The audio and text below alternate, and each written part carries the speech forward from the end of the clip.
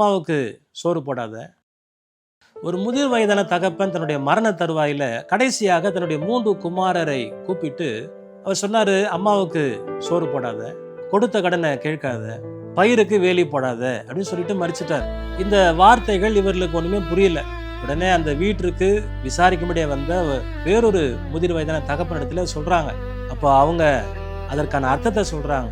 என்னன்னா, இவங்க அம்மாவுக்கு சோறு போடாத அப்படின்னா, சமைச்சு கொண்டு வந்து நீயும் உன் மனைவியும் நீங்க ஆகாரத்தை போடுவீங்களானால் அவங்க கொஞ்சமா போட்டா கொஞ்சமா தான் போட்டாங்க அப்படின்னு சொல்லுவாங்க. நிறைய போட்டா மாட்டுக்கு கொட்டுற மாதிரி கொட்டுற அப்படின்னு சொல்லுவாங்க. அப்போ குடும்பத்துல சமாதானம் இருக்காது. சமைச்சு கொண்டு வந்து வச்சுட்டீங்கன்னா தேவையான ஆகாரத்தை அவர்கள் எடுத்துக்கொள்வார்கள், சமாதானமா இருக்கும் குடும்பம் அப்படின்னு சொன்னார். அடுத்து, கொடுத்த கடனை கேட்காத அப்படின்னா, நீ கொடுக்கிறதுக்கு முன்பதாகவே உனக்கு திருப்பி கொடுக்கிற திராணி உள்ளவர்களுக்கு நீ கொடு.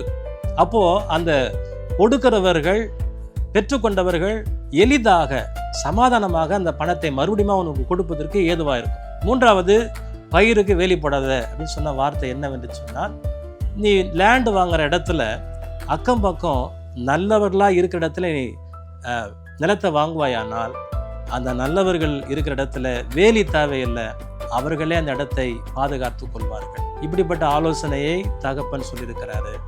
இதை பெற்றுக்கொண்டு நீங்கள் நடைமுறைப்படுத்துவீர்களானால் உங்கள் குடும்பம் சந்தோஷமாகவும் சமாதானமாகவும் ஜெயமுள்ள ஒரு வாழ்க்கை வாழ ஏதுவாக இருக்கும்னு சொன்னார். பிரியமானவர்களே, இப்படிப்பட்ட ஒரு ஜெயமுள்ள வாழ்க்கை வாழணும்னா என்ன தேவைன்னா, நமக்கு ஞானம் தேவை. நீதிமொழிகள் 8:11 பார்க்கிறோம், முத்துக்களை பார்க்கலாம் ஞானமே நல்லது, இச்சிக்கப்படத்தக்கது ஒன்றும் இதற்கு நிகர் அல்ல.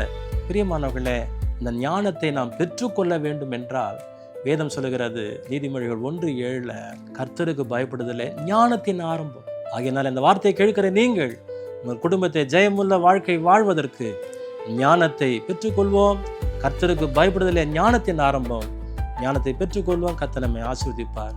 God bless you.